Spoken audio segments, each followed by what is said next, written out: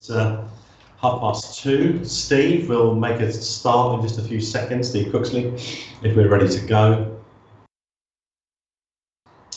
Okay, welcome everyone to the meeting of the Council of Governors of Oxley's NHS Foundation Trust. Do we have any apologies, Sally?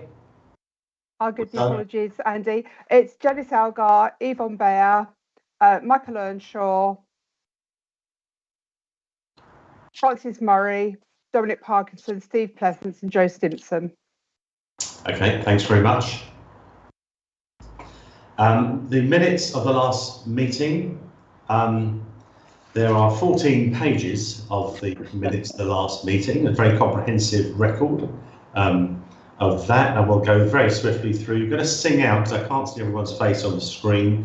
If there's anything you want to raise, page 1, page 2, 3, 4, 5, 6, 7, 8, 9, 10, 11, 12, 13 and 14.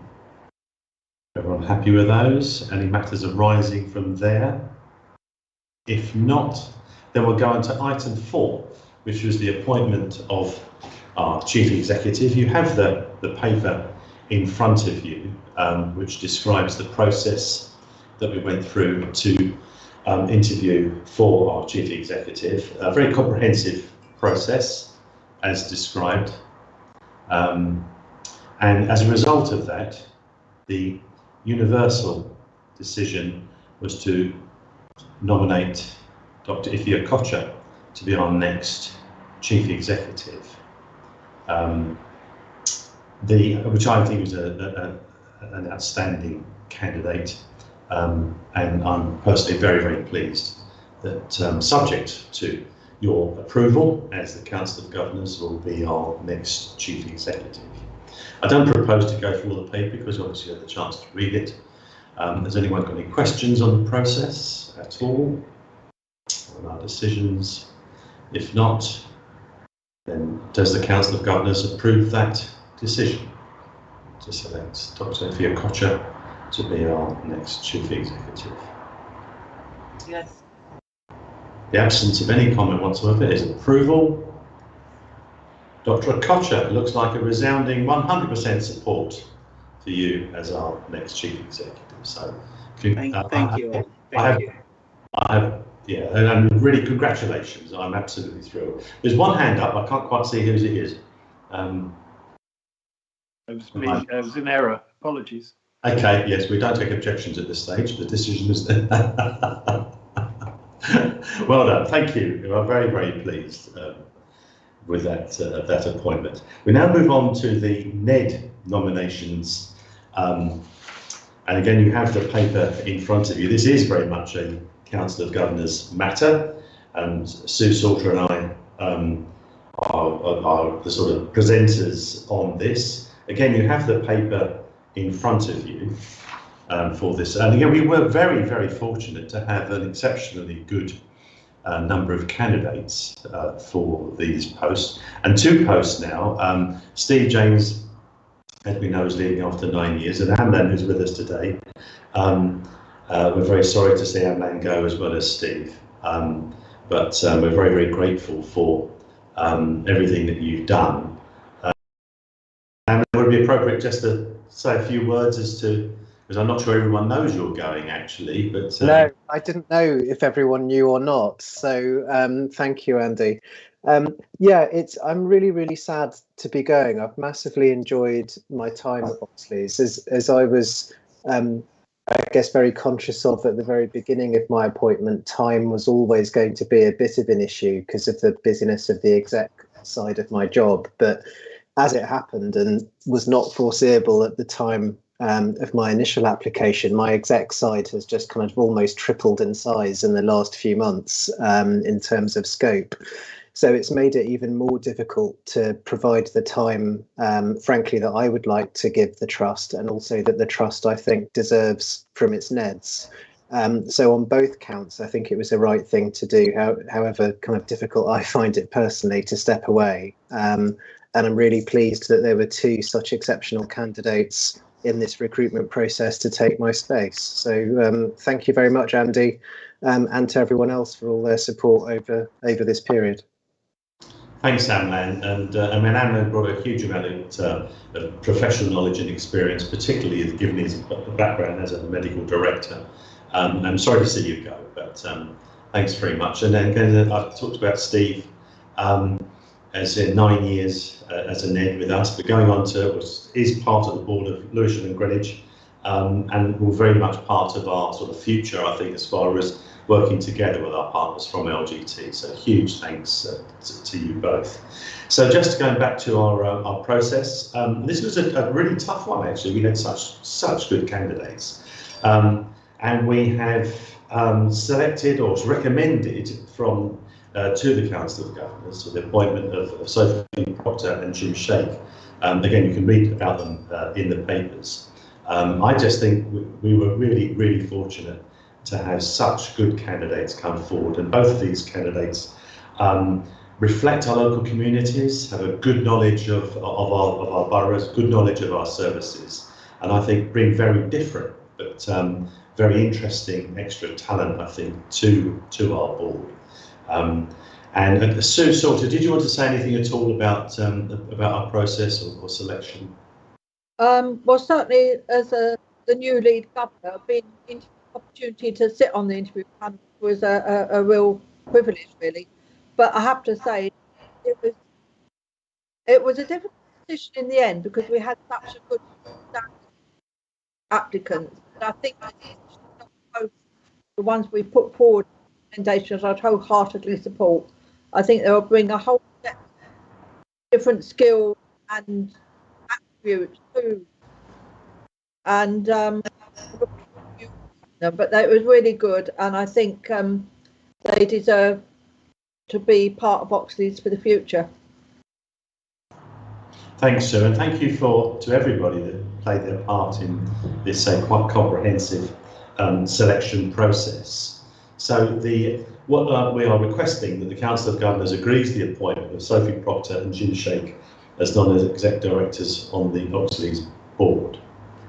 Do we approve? It looks like we have approval on that, so thank you very much for that. I'm really looking forward to bringing this two very different characters onto our board. The next point under this is the appointment of the Senior Independent Director. With the moving on of Steve James, he finishes his term of office this month, so we need to appoint a new Senior Independent Director. Again, you can read from the papers about the role in itself, and after some discussion, I've asked Jo Stimpson if she would be our next Senior Independent Director.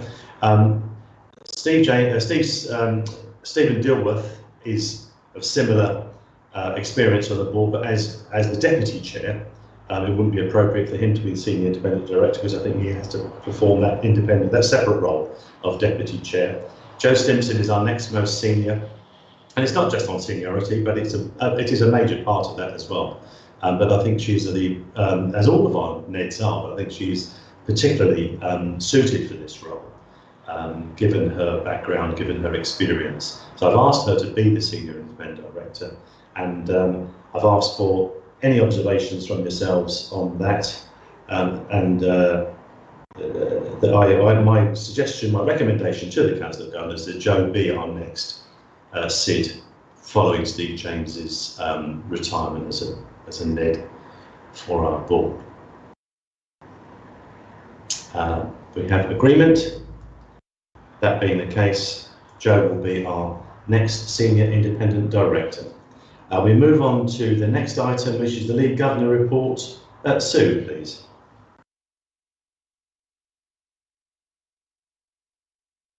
The paper's been circulated. I don't intend to repeat what's on there, but I'm happy to answer any questions if I can.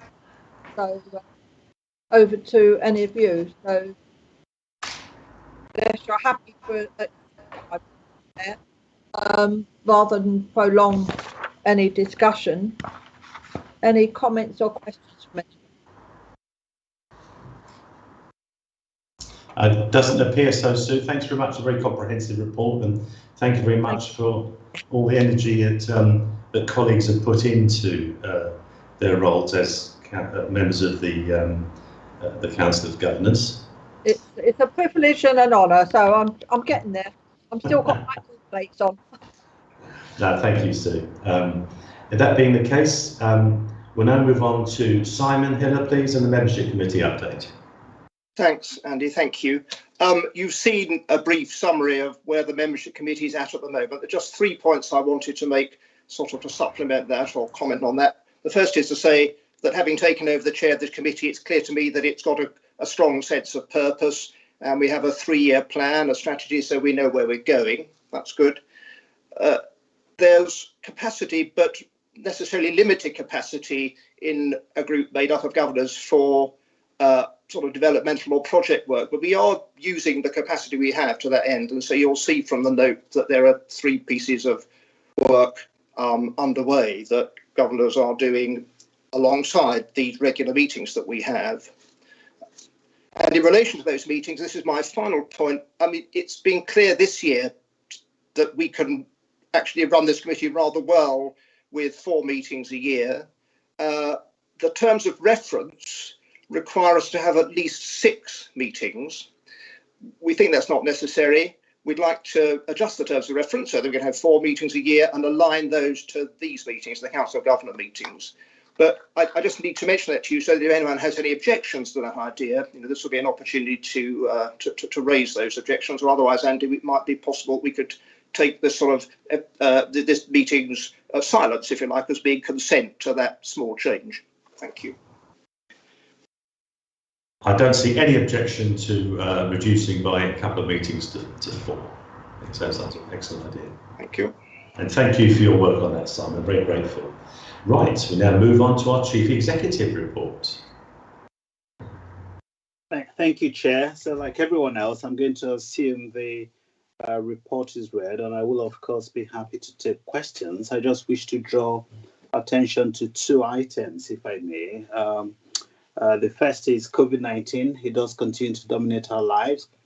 Members would have heard the Prime Minister's announcement yesterday and the reintroduction of face masks and, of course, vaccine passports in large venues, working from home, and the encouragement to the public to either get their booster or get vaccinated.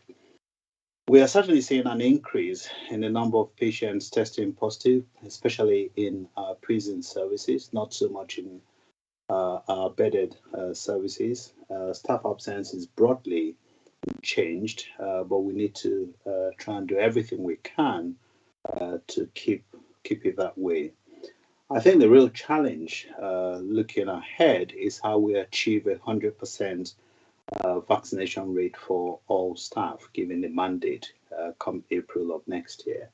And I know that my colleagues here and Rachel, Claire and others have engaged in listening events, talking with staff, helping them understand that that is indeed the direction of travel. And we've only just received additional guidance that colleagues are working through. But what we've agreed is that we're certainly going to need individual conversations with those who have not as yet been vaccinated. Across the ICS, we're very keen that we have a uniform approach. So it's not a case of Guys is doing one way and King another, and Oxley's a different way. And so all of that work is ongoing, and I really do sincerely hope by the time we get to February or March, with all the efforts that we're putting in, that we would have a much higher uptake. The other thing to just draw attention to are the 3 videos mentioned in your pack: achieving 0 delays, delivering great out of hospital care, and the wonderful Flu fighting, which I see made it into one of the local news shoppers. So again, you see it's our attempts to make sure that people really understand what it is we're trying to do. And with respect to flu, the video was really to energize and help us to get to a position that we never achieved previously, which is upwards of 75% through uptake this year. Whether we'll do that, I don't know, particularly in the light of the drive for people to work from home. So those are just the things that I wanted to mention. Happy to answer any further questions based on the paper. Thank you, Chair. Thank you, Ife. Any questions for Ife at all? I've only got a couple of new staff governors with us today, which I should have mentioned at the beginning. I think Jessica Goodska and Victor Benson. So very much a welcome to you, but really to any governors. I know it's not quite the same when we're meeting like this in a broader. When we're face to face, it is a bit easier to ask questions, but you are encouraged to ask questions on any item that crops up. So please don't hesitate if there's something you want to ask. But Ife, thanks very much. Now, we seem to be doing remarkably well so far, which is obviously the worst thing to possibly say as far as the agenda is concerned. We talked about a break, we certainly don't need a break as yet. Rachel Clare and Oxley Strategy Update, item 9, please. Thanks, Andy. So given that we are a bit ahead of schedule, I'm not going to just assume that you've read the paper. I'm just going to bring out a few highlights if you'll indulge me. So I'm really pleased to have the opportunity to talk you through this really big package of work because we really care about making Oxley's a great place to work. Everyone knows about the recruitment challenges in the NHS, and so it's more important than ever, I think, to do everything we possibly can to retain our staff and to be seen by potential employees as an excellent employer. And we spend a lot of time thinking about this and how best to approach it. The paper you've got in your pack is part of a wider people strategy that also looks at things like recruitment, workforce planning and getting the basics right. But the focus of this paper is on really getting our staff experience right. We've given particular attention to the themes that came out of the big engagement exercise that we did, our next step, that was about developing our 3-year strategy. And there was a really clear focus in that on staff wellbeing. So that is a central part of our work to make Oxley's a really great place to work. And that focus on staff wellbeing involves new wellbeing champions, structured wellbeing conversations, mental health first aiders, and a clear focus on compassionate leadership. And today we had a brilliant talk by a really eminent speaker and researcher on this, Professor Michael West, and he talked to us about compassionate leadership and creating effective teams. And there was a really good turnout. It was a session that Jane really ably chaired today. So wellbeing is one strand, building a fairer Oxley's is another. As I've talked to you about before, we want this to be an organisation where all of our staff, whatever their protected characteristics, feel valued and included. And we've got a massive programme of work to support this. So we work with the Disability Network, the Women's Network, the LGBTQ+ network, the Mental Health Staff Networks and the BAMEX network to focus on the biggest challenges that those groups face. So building a fairer Oxley's is a really central part of this strategy. We're also focused on leadership. We've launched a new Ox Lead programme for our early leaders, those who have biggest influence because they manage our frontline staff. And again, bringing out that focus on compassionate leadership and really valuing our staff. We want to make sure our staff all have a voice. So we've got staff assemblies for each directorate. We want them to help shape our work on our big priorities. We really support quality improvement, which is a really great way of getting involved and rolling up your sleeves and making a difference, and making sure that we've got a range of channels if people have got concerns. We've got peer facilitators, we've got our staff partnership team and the Guardian service, an independent service to enable people to raise concerns, because it's really important that if people have concerns, they've got a way to raise them. So we have a range of channels. At the last meeting, we talked about disciplinaries and how to make sure that we can be as fair as we possibly can be towards these. And we've done a lot of work since the last meeting. We've had a deep dive with our non-executive directors on the People Committee, and we went through every single case over the last 6 months so that we could inject challenge and make sure that we were taking the right approach to these disciplinary processes. And we had a detailed discussion at the last People Committee too. The good news is that the numbers of disciplinaries are smaller than last year, which is obviously much better for our staff. and the spike that we've previously seen in forensics and prisons is now thankfully gone.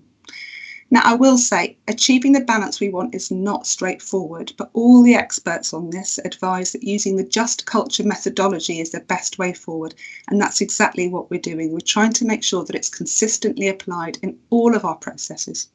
And we're also working with NHSI Improvement to be part of their Vanguard programme, specifically on disciplinaries, to make sure that we're abreast of new developments. And we're working closely with the BAMEX network to bring challenge into the process, as much challenge as we can. So hopefully you're assured that we're doing everything we can to make sure that our disciplinary processes are as fair as they can be. And finally, you'll see in the pack that we're having a big focus on reducing violence and aggression, a key building block in our strategy. We want everyone who comes to work in Oxley's to feel safe. So we're sharing the learning from the fantastic quality improvement work that's led to 40% reductions, which is just huge in some of our very challenging environments. Continuing to work really well with the police as part of Operation Cavall. We're trying to make sure that all our staff know about the support that's available to them and how we'll follow up. We've just created a new flow chart that sets that all out. And we've created new structures to support this work. New directorate leads, a new subcommittee of the People Committee, and a new group of us who are driving this all work forward. So hopefully you'll see from all of this just how importantly we take staff experience at Oxley's. And that's what I wanted to say. I'd welcome your questions or your thoughts. Thank you, Rachel. Thank you so much for all the energy and effort that you've put into this really, really vital work. Any questions for Rachel, please?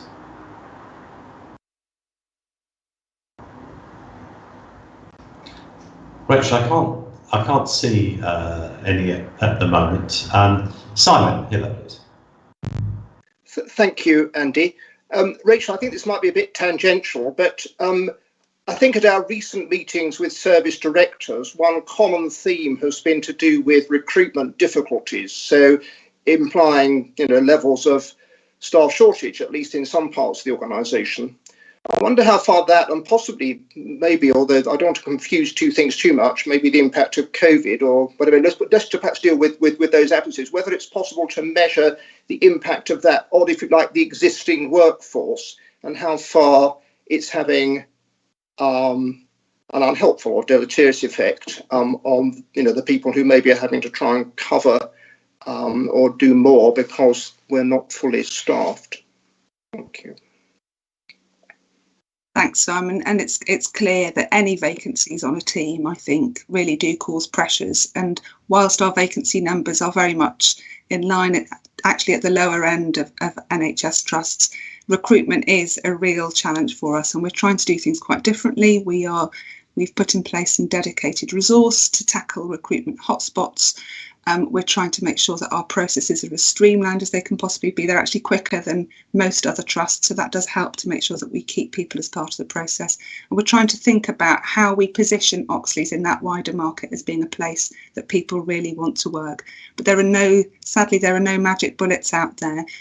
What we have to do is to be quite creative about seeing about how can we think a bit differently about how we design roles to make sure that we make the very best use out of our registered staff, and see if we can be creative about doing things in a slightly different way. I'd also highlight the fact that we've got a fantastic and successful apprenticeship programs. We've got more than 100 apprenticeships. So as well as trying to plug the gaps that we have now, we're also trying to create a pipeline for the future that tries to tackle some of those gaps. But you're absolutely right, Simon, it does put pressure on teams, and teams with low vacancy rates do struggle, and we do everything we can to try and tackle that. Thank you. Thank you. Ian Diamond, please. Hi everyone. For those of you who haven't met me, I'm Ian Diamond. I'm Chief Operating Officer at Oxley's. I just wanted to just to add to what Rachel has said, Simon, that one of the reasons we find ourselves with a recruitment challenge at the moment is actually not about covering existing vacancies. It's the fact that in this year's financial settlement, we've actually had some investment in our services across most of the directorates and most service lines. So the recruitment challenge is more around the fact that we've got money and we now need to spend it on the people, and the people aren't necessarily there to recruit. and we are competing with neighbouring organisations who've also received funding to kind of create similar kinds of roles. So I think, as Rachel says, we're trying to think creatively about that challenge. How do we make ourselves an attractive place to work? And I think the strategy that Rachel has presented really does kind of put us in a very favourable light to potential candidates. But also, I think we're looking at how we work in partnership with other organisations, perhaps the third sector, to deliver services. And again, as Rachel has said, how we create new roles to try and attract different kinds of people into the workforce. So we've got a bit of a way to go, but obviously, this is the context we're going to be working in, I suspect, for the next few years. So hopefully that's helpful extra detail. Thank you. Thank you, Ian. Stephen Dilworth, please.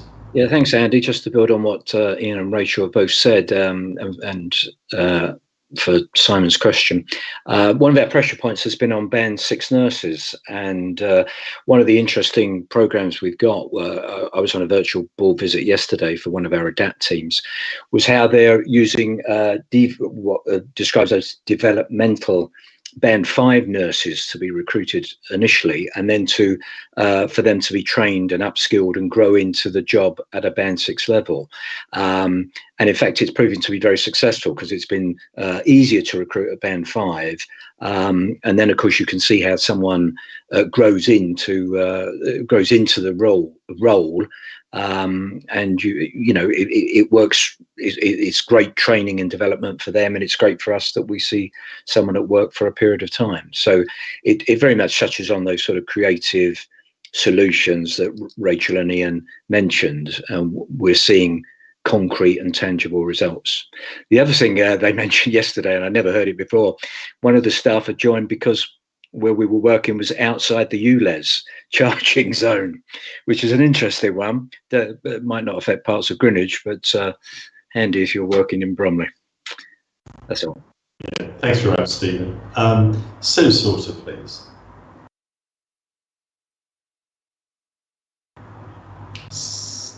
Hi, Sue. Just a quick follow-up question. I think at the last meeting, or one I attended, you talked about overseas recruitment, and I just wondered if you'd had any problems with that, given the current restrictions in place, and also countries who don't want their staff being pinched, if you like, for want of a better word. And I just wondered how that was going. Thank you.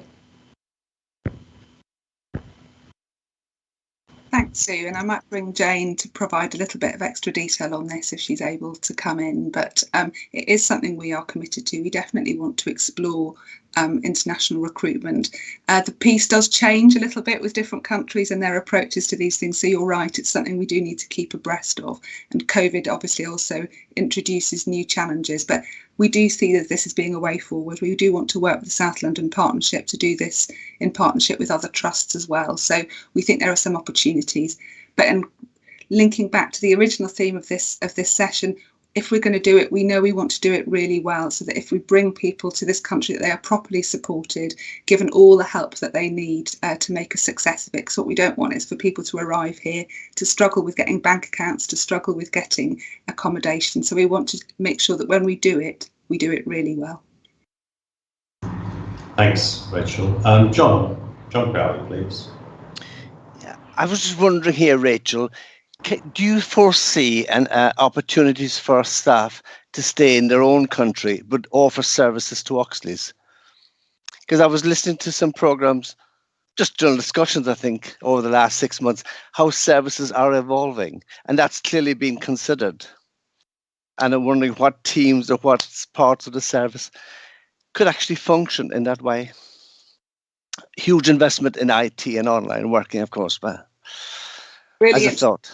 Yeah, it's a really interesting question, John, and there aren't very many, I think, of our services that are wholly remote, but there clearly are some roles where that might be possible. there are some really fiendish tax implications from all of this, which mean that it's quite difficult to get around. And I know Azra can't be with us today, but she would be able to give a bit of additional detail.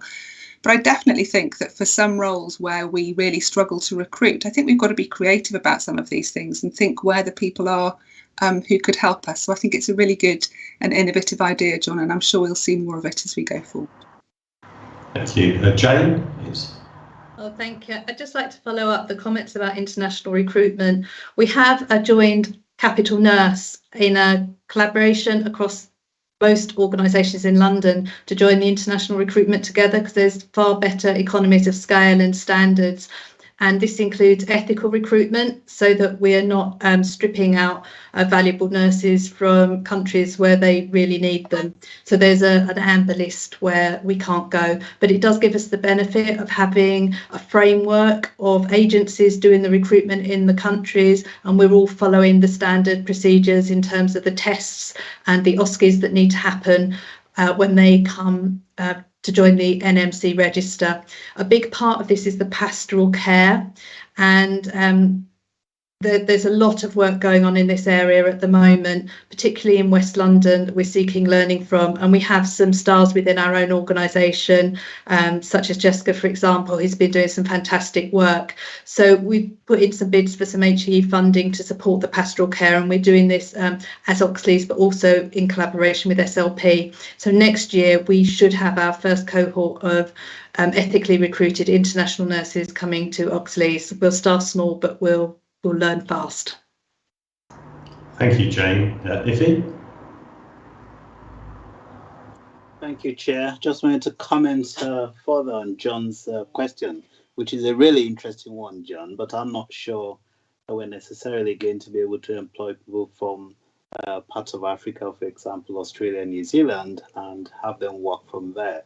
But we are thinking, and in fact, I'm actively seeking to see us do this, where we use digital as a way of interesting those who have retired, for example, or are about to retire, so they can continue to contribute to clinical work. Because I think we need to look at the groups of staff who are coming to that retirement age, think about what they can do, what might interest them, which could include continuing with clinical care, and see whether there are digital appointments we can set up, or clinics we can set up, as well as supporting our staff.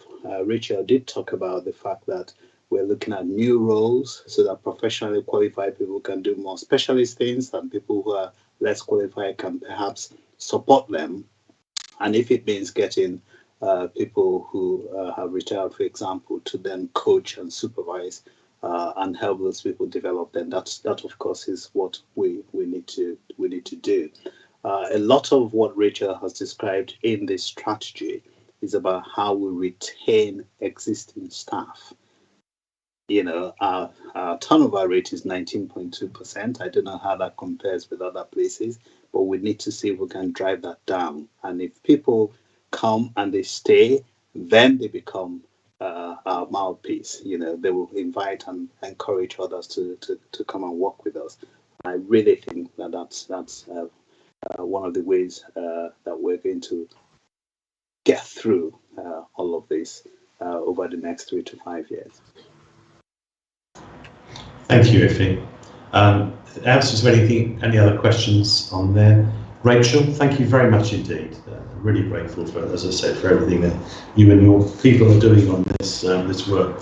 We'll move on to the next item, which is the item 10, Ian Diamond. And is Kelly Lewis Towler with us as well, Ian? Apologies, Andy. I got mixed up in terms of the agenda. I thought it was what is actually item 11 next. I think Kelly and Aisling will be joining us, but they hadn't expected to join us to a bit later. So as we're rapidly through, we'll need to message them to bring them in a bit early. Yeah, okay, that's fine. If Jane, if you're okay to go to item 11, the comprehensive inquiry report. Yes, Ian's presenting this one today. Okay. Do you need me to share the slides, Ian?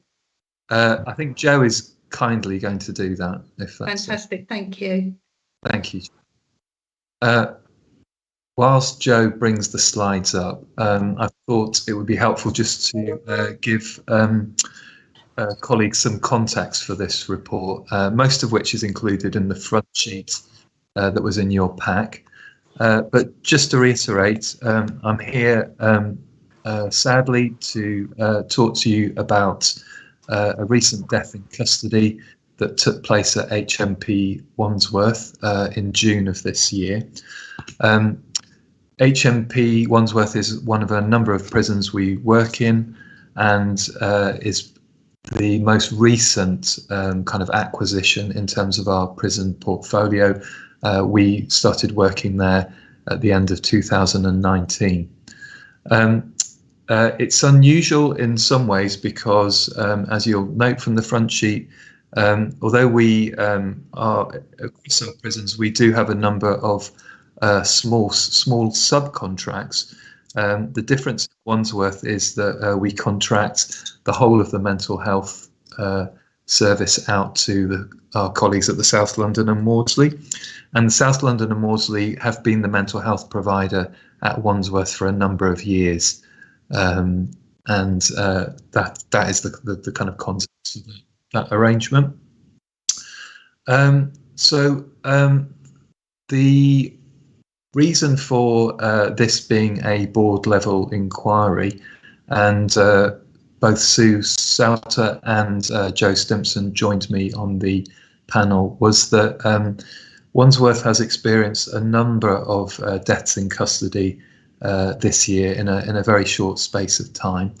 And as it says on this slide, subsequent to this death, there were a further 2 deaths in custody in the following weeks. And this is a matter of huge concern for us, for the prison, but also for NHS England. So because of that, it was felt proportionate that this particular death in custody was treated as a board level review. And because of the nature of the subcontract with SLAM, it was done as a joint endeavour with my opposite number at SLAM, James Lowell, being the co-chair. And what we are doing is to look at the recommendations that come out of this review and the following 2 reviews and put them together as one action plan, which will be tabled at the January board. So that's the context for this. If I just tell you a little bit, sorry, if you could go back, Joe. Apologies.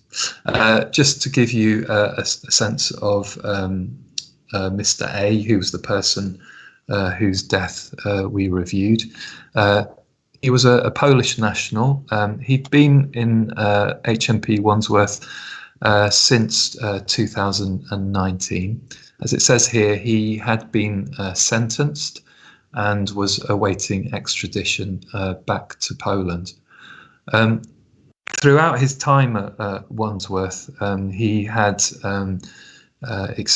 exhibited a history of self-harm and had actually made a number of attempts to take his own life. And quite significantly, in terms of the impact that this had on his mental health, he was a producer and consumer of something called hooch, which is the kind of slang term for homemade alcohol, which can be produced if you're inventive enough whilst in prison.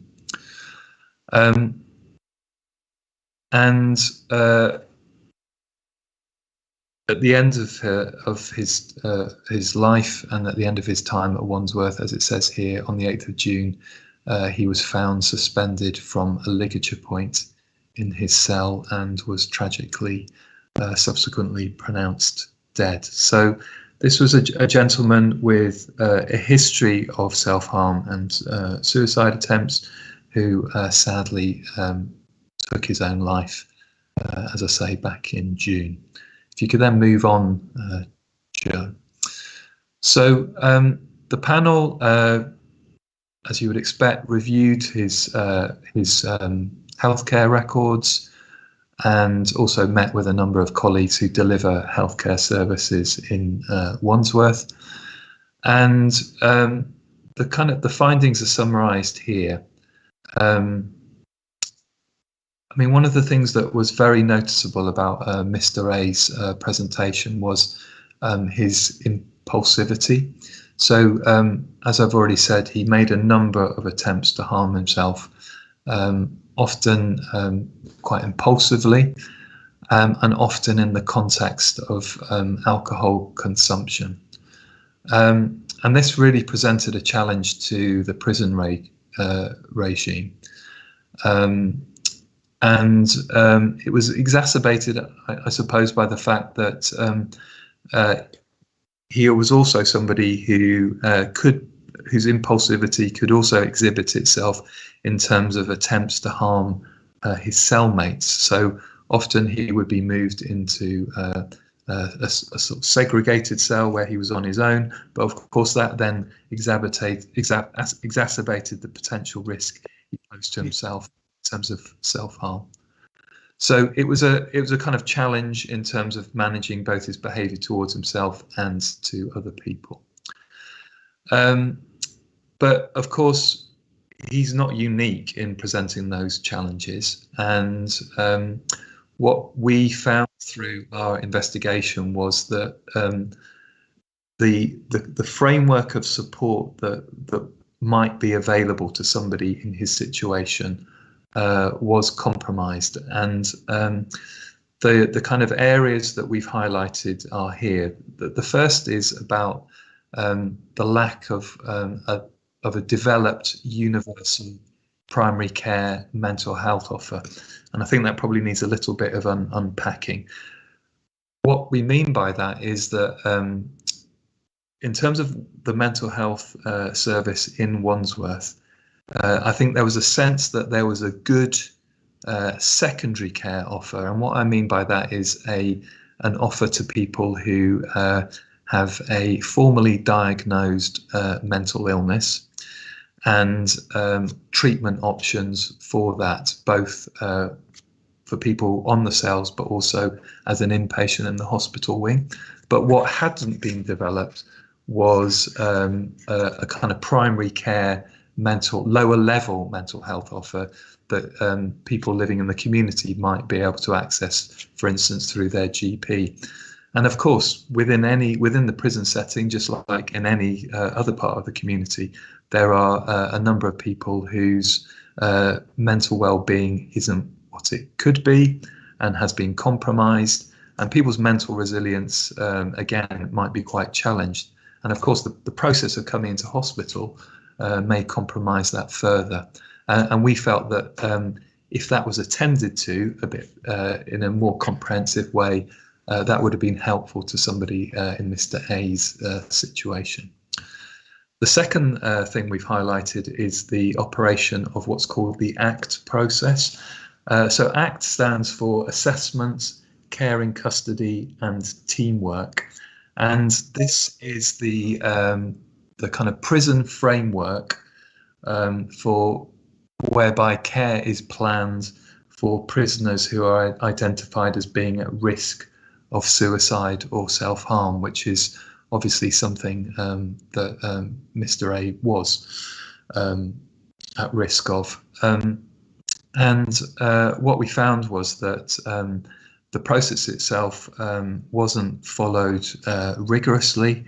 And what we mean by that is that the review meetings didn't happen always as they should, and the documentation and the involvement of all the agencies working within the prison could have been better.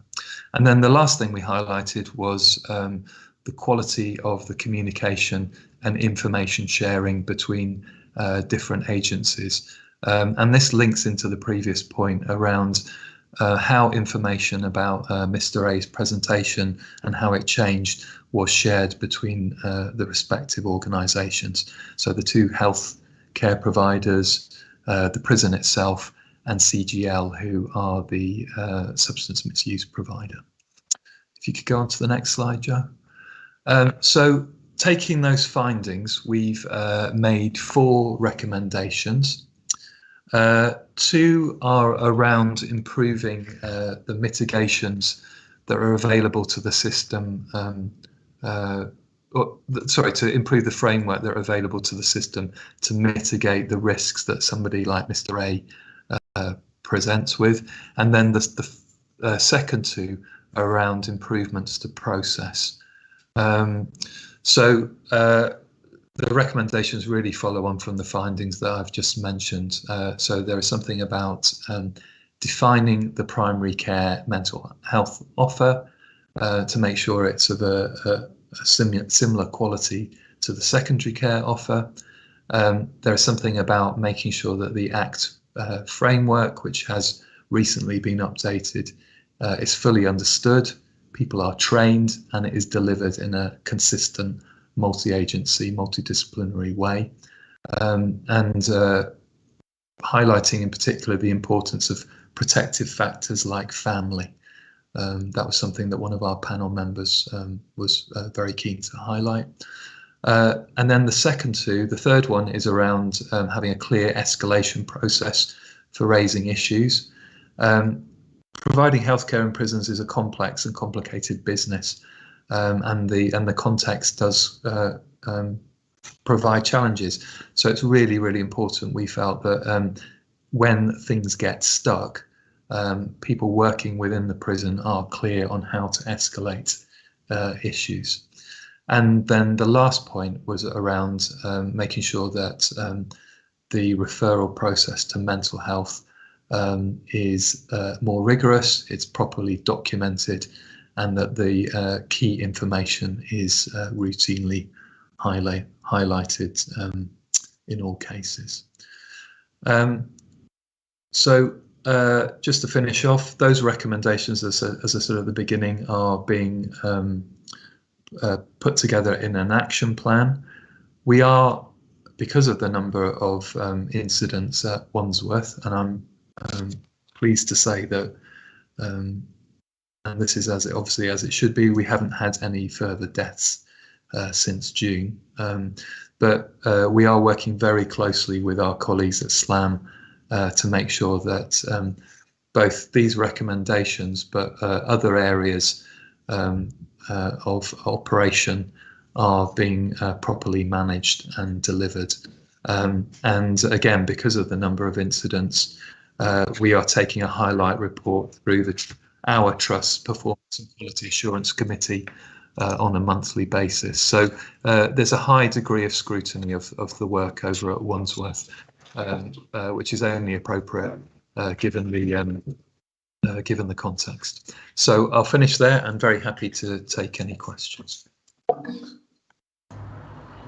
Thank you, Ian. I can see a hand up at the moment, so I can't quite see whose it is. Let's see if I can find it. Rebecca, please. Oh, thank you, Ian. Thank you for giving that presentation. That's very helpful to get that insight into this unfortunate death and indeed the other 2 deaths that have followed. I don't know the circumstances, but this gentleman was Polish. Are there any sort of language barriers and also barriers in order to get family or their sort of social network involved in helping our patients within our care? Yeah, no, I think it's a really good question, Rebecca. In terms of Mr. A himself, there weren't any language issues highlighted. There is access to interpreters, however, if that is needed. And it's an important consideration because as a prison, certainly Wandsworth has quite a high number of foreign nationals at any time. So it is something that is managed. I think the point about family, I'm glad you asked about it because our independent panel member, Andy Keane-Downs, he, I think, helped us to understand that sometimes, well, I think there's a sense that he has that family could be more involved in the process. you can imagine, I mean, obviously every family is different. Some people have not so good relationships with their family, but for those that do, it's really important that we try and the prison tries to facilitate access, and that is considered, particularly when we're talking about people's vulnerabilities, and particularly around their mental health. So I think there's probably more that can be done around that, and one of the things that we have undertaken to do as a healthcare provider is that when we're doing initial screening of people when they come into prison, is to ask more questions about their family network, so we get a better understanding of the importance that family has for prisoners. And just to finally say, Mr. A did have family in this country, so it wasn't the case that they were all geographically distant. Okay, thank you. John Crowley, please. Yeah, thanks, Andy. Ian, I was just remembering a seminar some years ago when there was a governor from the prison chairing some of the issues about prison healthcare. And he was making the connection between prisoners who make ooch and, as an indicator of addiction needs. And I guess in a very broad way, did you feel that addiction issues were being understood through the care process as from the documentation that you saw? I think there was evidence that he had been referred, for instance, to CGL for substance misuse issues. The extent to which he engaged with that was quite limited. And of course, and this wasn't necessarily, I don't want to kind of highlight this in particular, but obviously the kind of period of time that Mr. A was in Wandsworth was during the pandemic. So in terms of access to people, that was limited a little bit. And a lot of the interventions that people had were through the cell door. So the extent to which conversations about some of this stuff could be undertaken in a kind of sensitive and engaging way perhaps was slightly compromised. I think there was a concern from the panel around the extent of his hooch production, where we did hear evidence that it was quite significant.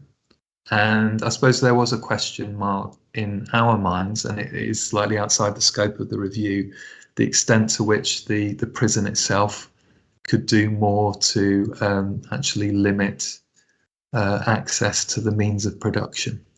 Obviously, that's not tackling any kind of underlying kind of addiction, as you say. I mean, I suppose I'm hopeful that there will be renewed focus on this, given recent kind of government kind of policy change in the last week or so. But, yeah. Thank you, Ian. Claire, please. John and Ian, I was thinking very much the same thing in relation to sort of the substance misuse and alcohol. I mean, the fact that, that he was producing hooch in, as you said, significant amounts, and we are talking about the secure estate, so he shouldn't necessarily have been able to do that. And also as well in relation to his risk assessment, because obviously if they knew he was producing hooch and consuming it, and the fact that this was a trigger in relation to his impulsivity, I was just wondering how much focus has been on that, because it seems quite a significant issue, in the whole thing. Yeah, no, absolutely, and I think that goes to the heart of the recommendation around the ACT process. I mean, where you have somebody that is considered impulsive and at a risk to themselves, it's really important that ACT process covers all the issues and all the potential risk factors, and this was certainly one of them. And I think it felt at times that the ACT process was a little bit cursory, and that needs to be tightened up. The documentation needs to be better, and a real kind of formulation of what is going on with the person. So I think it speaks to the heart of making sure that ACT process, which is the framework, as I've said before, it's the basis of keeping people like Mr. A safe. So we really need to make sure that that's working better. Amlan, please. Oh, thanks, Andy. I've got so many thoughts about this, but I'm going to try and prioritise my top two, if that's okay. I guess the first is a reflection that you may have thoughts on, which is I suspect that if this had been any other type of service, particularly maybe a youth offending kind of service or an LD service or an independent sector service, that the provider would not have had the opportunity to do their own investigation, that this would have had to have been independent of the provider. And is there any sense that we thought actually maybe this should be external and independent to both Oxley's and SLAM?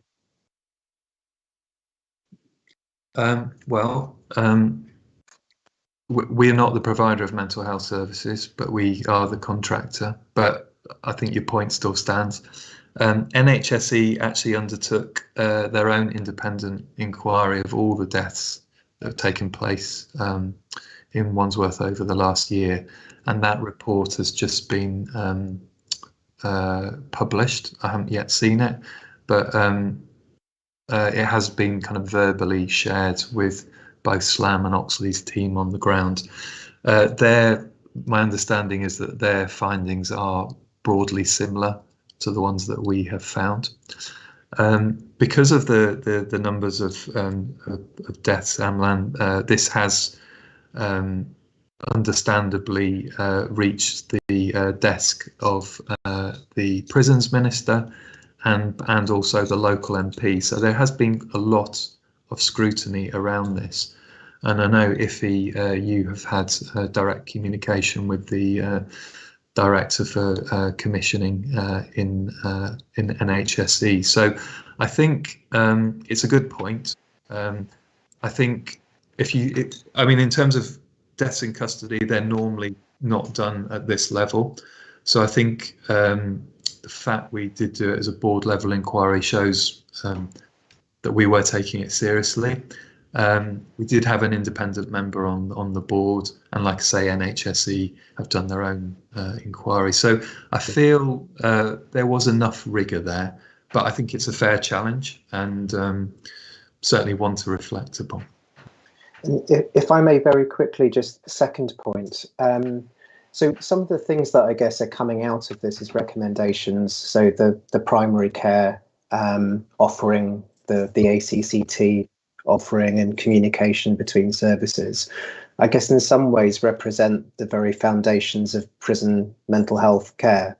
And one of the concerns I had as you were going through this was the fact that obviously as an organisation we have expanded our prison offering, and we've also kind of been thinking about immigration removal centre offerings where some of the challenges are very similar in terms of impulsivity, etc. I guess, how confident do we feel that when we're taking on new contracts, or even the contracts that we have taken on in the recent past, that some of these basics really are working as well as we're told that they are? I think you've read my mind, Amlan, because this has been a major preoccupation for me. I'm very supportive of prison expansion, and I think we have a lot to offer. But you're absolutely right. We need to make sure that we are working from a firm basis in terms of understanding the performance and quality of what we already do. I think we're definitely doing the due diligence in terms of when we're thinking about acquiring new prisons. I think there are lessons to be learned around Wandsworth and the extent to which the way that we've managed the contract to make sure that the primary care mental health offer was what it should be. I think, if I'm honest, SLAM have struggled to deliver on what we have asked them to do. What we've asked them to do in terms of primary care mental health is what we have in place everywhere else and what we deliver ourselves. And I think this is it felt like we were asking them to do something different, and it's been a bit of a struggle. And this case unfortunately highlights the fact that there is a general low level, and when I say low level, I mean it's not without its risks, but there's an awful lot of mental ill health in prisons, and we need to try and do our best to kind of provide something for those people. So I think the only other thing I would say is that we're working very closely, or I'm working very closely with colleagues in quality assurance within Oxley's to make sure that we've got the right amount of corporate support to each of our prisons. And really where I want us to get to is to be clear that there is a good kind of standardized approach around quality across all of our prisons, and prisons of a similar category. And that is the kind of work that I think we absolutely need to get to, because it, as I say, working in prisons is environmentally, it creates challenges, but we can say this is what good looks like and endeavour to do them. Thanks, Ian. Les Clark, please. Thanks. I have two questions. One was about the amount of time that offenders are being locked in their cells during the pandemic and the effect of that on their mental health, and whether that was considered by the inquiry, because sometimes offenders are being locked up for 23 hours a day with limited association with other people. And the second one was about, you talked about independent inquiries. I know the Prisons and Probation Ombudsman always does an independent inquiry into all deaths in custody, and I wondered whether the PPO's report, whether her report had been passed to the inquiry at all. Thanks, Les. If I take the first one, and Jane, I might bring you in on the second one. I'll start to answer, but you may want to add to it. You're absolutely right, Les, that I mean, Wandsworth was no different from many of the other prisons we work with. At the height of the pandemic, prisoners were in their cells for 23 hours a day. So it's significant. It was significant context, and it certainly did limit kind of access to services, but also, as you say, to other prisoners. So a lot of the kind of structures that might be around to kind of help people with their mental health, access to activities, etc., weren't there. So it was considered. I don't think it was considered as a specific contributory factor to this gentleman's death, but it was important context, definitely. In terms of that report that you mentioned, the panel haven't seen that. But Jane, I don't know if you wanted to add anything to that. You've probably got more expertise than I have in terms of deaths in custody. I'm not sure that I'm familiar with the report either, but I'm very happy to follow up outside of the meeting. But generally, all deaths in custody are independently reviewed by and investigated by the Prison and Probation Ombudsman, and they will have separate clinical reviews. And then periodically, there are national reports that come out on this. And sometimes we look at this at the Mortality Surveillance Committee. But if there is a particular report that you'd like us to look at, then I'd be very happy to follow that up outside. Okay, it was the general PPO reports that I was wondering whether you get to see before doing your inquiry. I don't think it was looked at before the inquiry, but there is national learning from it. We have periodically looked at it, but I don't recall seeing the most recent one. I don't know if it's been delayed due to COVID, but it would be really interesting to see it. Okay, thanks. Yeah, thank you, Ian, and thank you, Jane. If there's anything else on this report, thank you for the comprehensive nature of your report, Ian, and for everyone who has assisted you on that, and the ongoing work that I know you're doing into our contract at Wandsworth. I'm very grateful. If colleagues are content, should we take a very brief break now? So if we were to make it, would everyone be happy to come back at 15:45? Is that long enough? Just 9 minutes for us to recharge, etc. So 15:45 it is, please. See you in a minute. Thank you.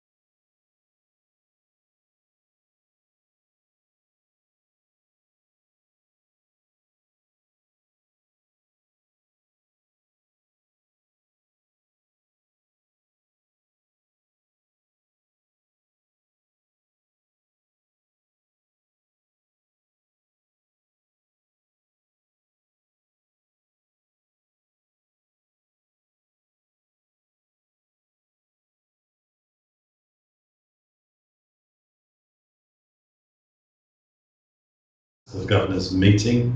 Ian, are you ready to go on item 10? Thanks very much, Andy. I think I'm just going to say a few words of introduction, and then I will introduce my colleagues, Aisling and Kelly, if that's okay. Yes, please. We just wanted to bring this item to highlight the work, an example of the work that we're undertaking in partnership between Oxley's and Lewisham and Greenwich Trust. There's a number of areas of work which we're focused on at the moment, but I guess one of the longest standing ones is around the experience of people who attend accident and emergency, otherwise known as the emergency department, in a mental health crisis, and how we might work better together to improve the experience they have and to make sure that they get their needs met as quickly as possible. I'm very pleased to be joined today by, first of all, Aisling Clifford, who joined Oxley's in October as the Director for Acute and Crisis Mental Health Services. Aisling has a huge amount of experience, both operationally and strategically, working for a number of mental health trusts, and most recently on the South London Partnership, one of their mental health programmes. And also we're joined by Kelly Lewis-Towler.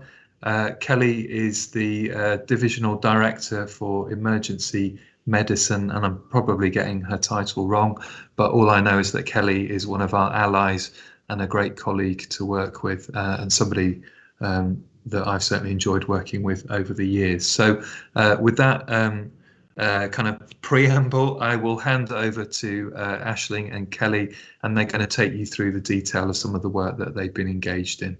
And I believe, Sally, that there are a set of slides to look at.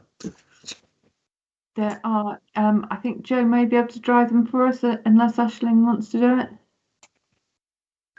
If Joe could do it, and I'll just indicate when we go. Okay. Over to you, Aisling. So while Joe is, I can take control. Thank you. While Joe is, thank you, Joe.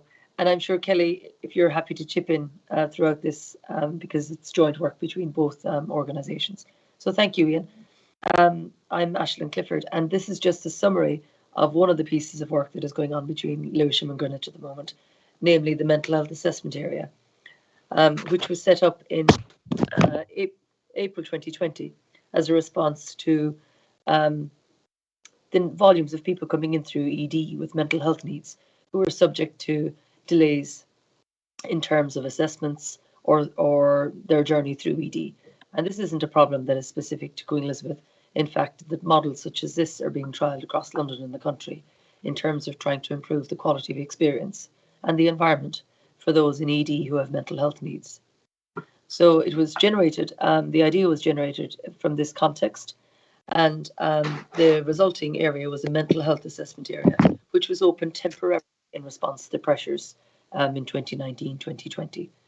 And the central tenet of the service is that it provides a safe area for patients who present in crisis, and it's away from the engine room of ED. And it means that patients are in a calmer environment, and they're away from the overly stimulating ED environment. And it allows then us to start therapeutic interventions whilst they're in the ED without having to wait for them to be transferred to a mental health team. And because this unit is staffed by people with mental health clinicians, it means we can have that therapy and that assessment take place in a more therapeutic environment. And the idea in terms of system and flow is that it improves the flow through ED by releasing more cubicles for those in ED itself, but also by making sure that our contact with the patient is absolutely efficient and effective, and thus reducing the amount of time they spend in ED in total. The overarching aim as well is that would drive up the joint working, the quality of the joint working relationships between mental health and ED. So as we said, it's a safe environment staffed by mental health professionals and peer support workers employed by Oxley's. And also it's important to say that the staff, when there are voids and when there are downtimes in the assessment area, those staff are redeployed back into the ED. They shouldn't be idle. So just to say as well, a few headlines that my colleague just sent to me coincidentally today about the activity. It's an area for 5 patients and 2 patients waiting. It's co-located in the ED, probably maybe 100 yards or so away in total. And around 60% of the total mental health referrals to liaison team are transferred to the mental health assessment area. So 40% of those are assessed by liaison and discharged onwards, and 60% go to the mental health assessment area. In terms of breaches, and that is people spending more than 12 hours in ED when they're in this area, it varies every month from 0 in 1 month to up to 14. And that pattern seems to fluctuate in line with the availability of beds. And in saying that, it does look like the main driver for breaches are the availability of beds, and then second to that, it's the availability of AMPs and Section 12 doctors to process a mental health act assessment. In terms of worries that we had about there being voids, and the worry would be that we might have times where there's nobody there or that the staff aren't busy enough. And so we did some deeper analysis, and in fact there was only 8 days since April 2020 where there was no referral. The last such occurrence was in July 2021, but on those days there were still patients there from the day before. And there may well be a handful of hours during the day where there's a lull, and our staff then in that case should be making sure that they're still available if a patient comes through, but relocating themselves to the ED. So the reason that we need to do a review at the moment is that because this is a temporary environment, it's in the old physiotherapy area, it's really important now that we undertake a review to make sure that the elements of our business case still stack up.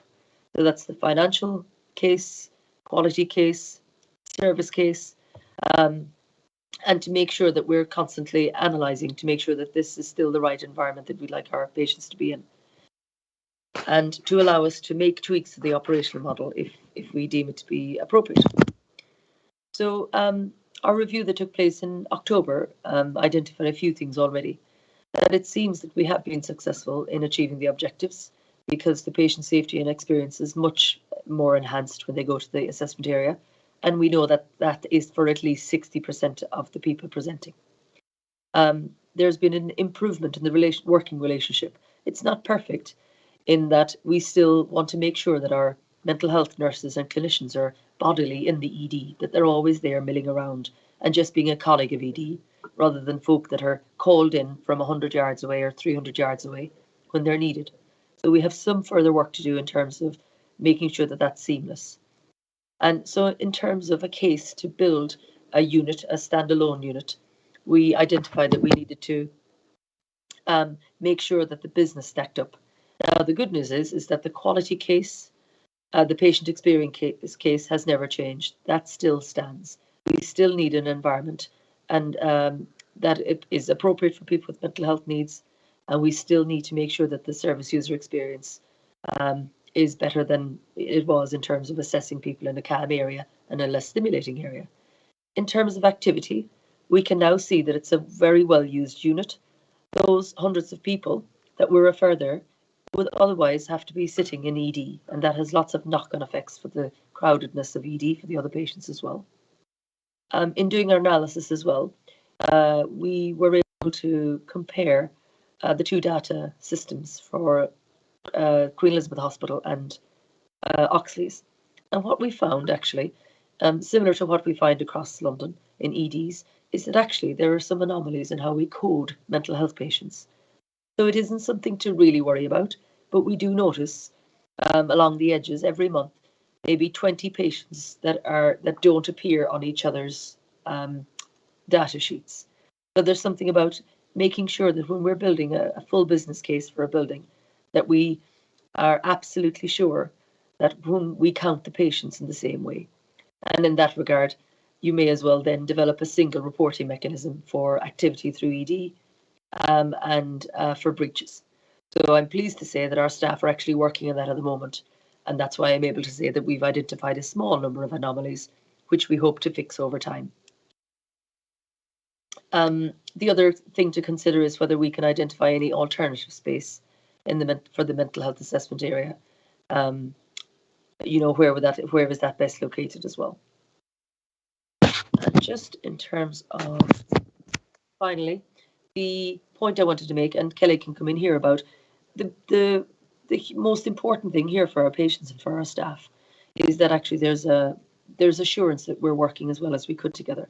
So Kelly and I have talked about this at length, and we want to make sure that our liaison team are happy, you know, that they are confident, they like being in ED, we don't have to wait if we refer to them. So we're working on that. And that we need to make sure that they have the iPads available, which we have, and phones, etc., so that they can be very agile in their working. We've also discussed the idea of organisational development days, and we're planning to have an away day towards March, when we can actually properly plan for making sure that the liaison teams feels absolutely a part of ED.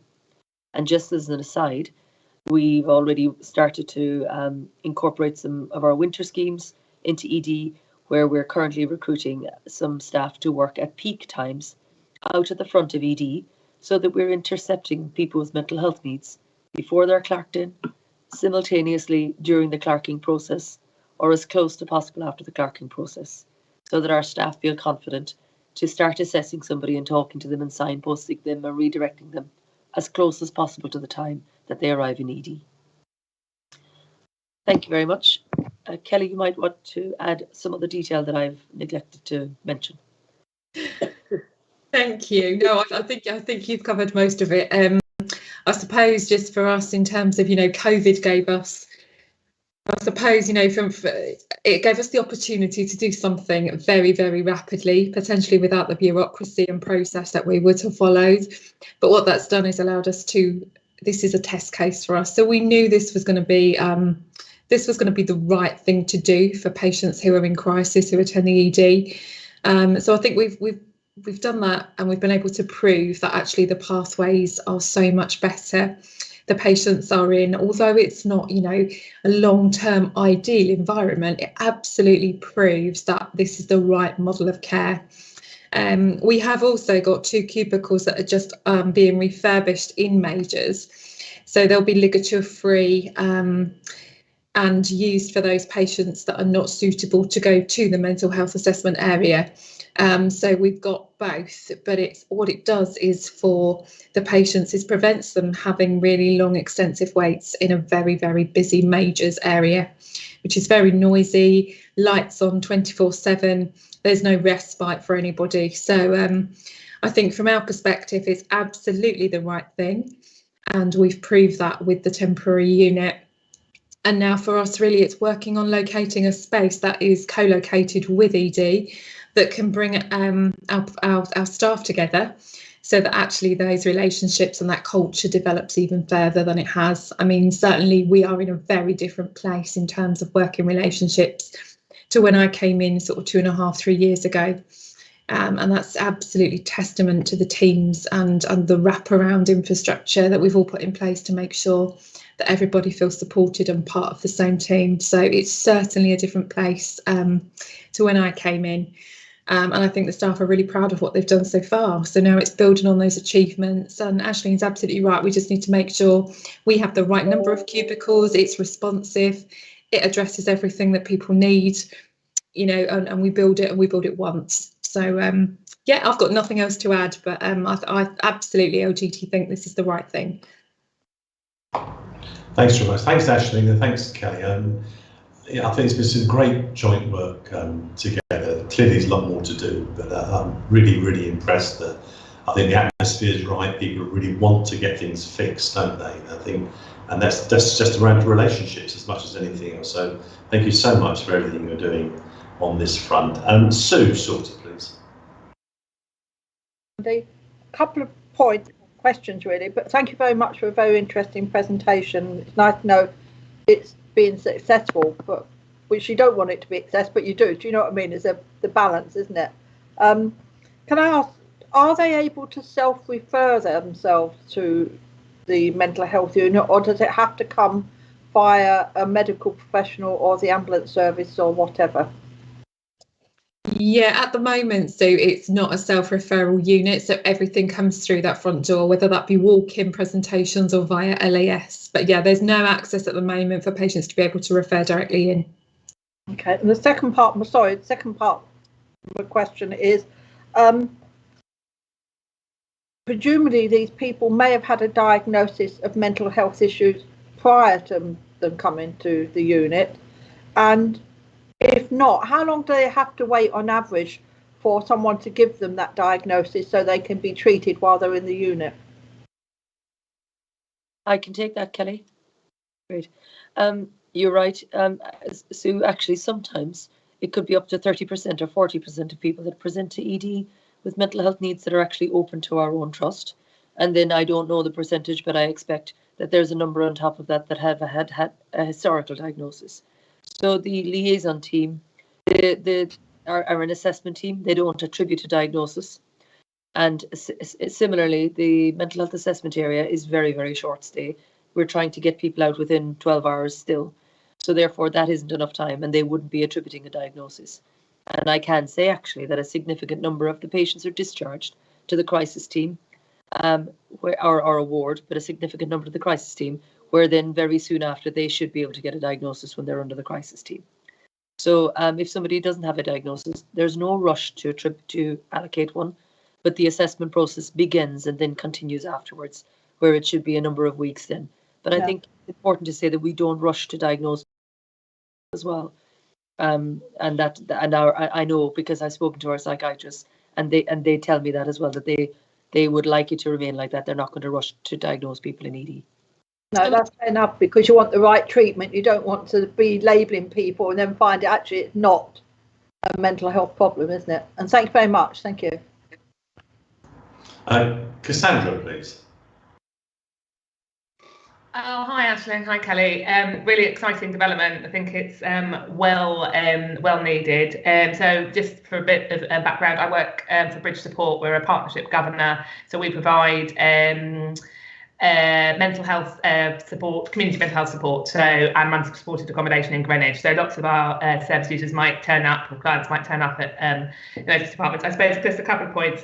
You're always going to get people turning up at A&E, while the crisis plan, we experience the crisis plans, generally is, the crisis planning generally in the community mental health team is not as smart as we'd like it to be, and they generally tend to focus on a sort of crisis line, clear coordinator between 9 and 5, crisis line, A&E. So we're trying to work with Oxley to try and improve some of that crisis planning, because I think if we can improve that, we can probably avoid some of the people turning up, certainly if they're being supported by us. So that's sort of one point, but it does feel like people are always going to turn up at A&E when that's on their crisis plan. And I know it's a last resort, but it's how do we get those crisis plans better so they don't need to turn up in the first place. And then lastly, just a question around, I do a different job working for NHSE on the learning disability and autism side. I just wondered what you would be doing to make any of the kind of anything kind of autism friendly in terms of a sort of low sensory environment, that kind of thing that you've got, because I think that's actually probably quite a distressing experience for anybody experiencing a mental health crisis, but also if they have got autism as well. Yeah, so we've done actually a lot of work. So what happened is we spent a lot of time with the architects and specialist companies looking at the environment, visited other units of this type to really understand what's needed in terms of the different conditions, the types of environment people needed, even down to the furniture. So, and then obviously COVID happened. So we're now, I guess, gone full circle now, and actually having made the decision that this is the pathway, this is the route we're going to go down. It's now looking at those finer details, understanding where it could be, what it would look like, and how we would factor in all of those, all of those requirements. But for us, and I guess for Aisling and I, it's about engaging the right people, making sure we've got experts like yourself who can then feed in to make sure that everything we do is absolutely the right thing. And the last thing we want to do is, construct something that doesn't meet the needs of half of the people that use it. So it would be, for me, it's about that engagement piece and making sure we get it right the first time. But I think your first point was interesting, and I think it doesn't just this isn't just about mental health patients attending ED. Everybody will attend ED. If you're a GP, you're going to come to A&E. It's the place where you know you're going to be seen and you're guaranteed to see a doctor or a medical professional or the right clinician that you know that you're looking for that support. That's always going to happen. It's never going to change, and that's for all of our patients. And we said that across the board. So yeah, just to say that's certainly not exclusive to anybody in mental health crisis. That's across the board for us. Just to add, I agree with you, Kelly. Just to add, Cassandra, thanks for those comments. If Lorraine is my equivalent in community, and Lorraine and I are very conscious of the people that are turning up at ED, where it either says go to ED or where the crisis plan is inadequate, to point them to support in the weeks and days prior to them needing to go to ED. So actually just 2 weeks ago, one of our managers did a mini deep dive and then met with the community team to just display his findings of 1 week of folk attending ED.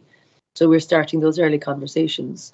And Lorraine herself is overseeing, obviously, the community teams.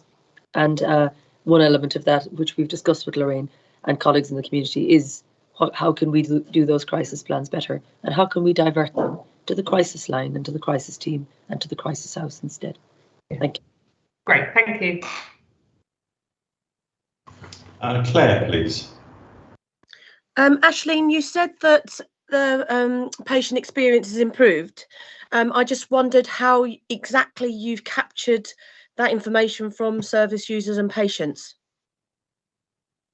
Very good question. So in terms of the patient experience, it's anecdotal at the moment. I've just looked up the patient experience reports for our trust, and we haven't received any from Greenwich Liaison yet. And it's always been tricky to do that formally from Liaison, because often they're commenting on ED rather than the Liaison team. And during our analysis, we said that we need to do a specific audit of people attending ED just to cap or the mental health assessment area. But what I'm referring to is the fact that if you I don't know if you visited the area, Claire, but when you go there, the difference is just entirely different.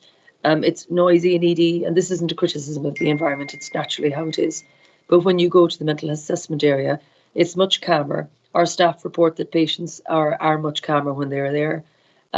Our families report that things are much calmer and it feels like a nicer environment. It's brighter, it's more spacious.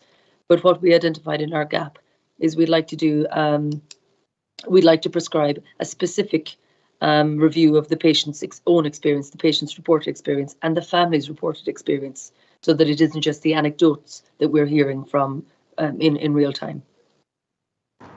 Thanks, John, please. Yeah, thanks, Andy. I think I would build on that question, because I think the service user's voice here is clearly a gap, isn't it? And I think with this development, it needs to be evidence that you're working with a representative groups of people with service users, because as a human being, isn't it? It is my right to go to A&E if I feel that that's the right thing to do, isn't it?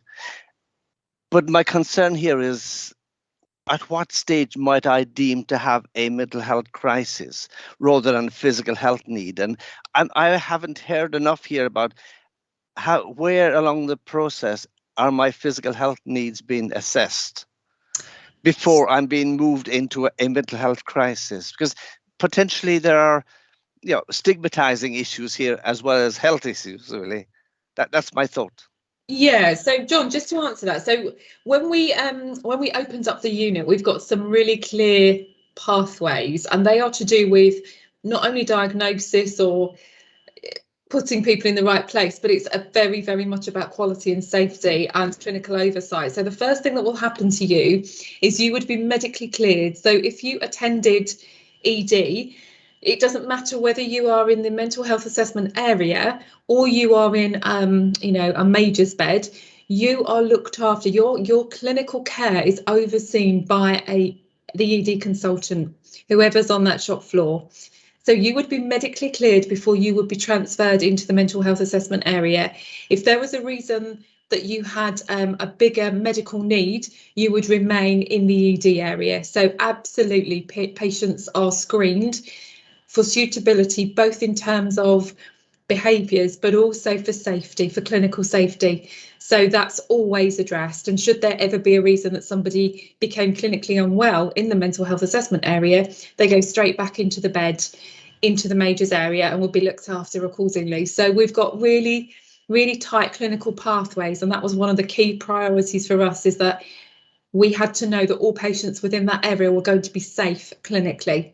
So there's a really robust pathway in place to make sure that those patients are deemed safe in both ways, in terms of other patients in that area, the staff looking after them, but also more importantly that they've been medically cleared before they would go anywhere else.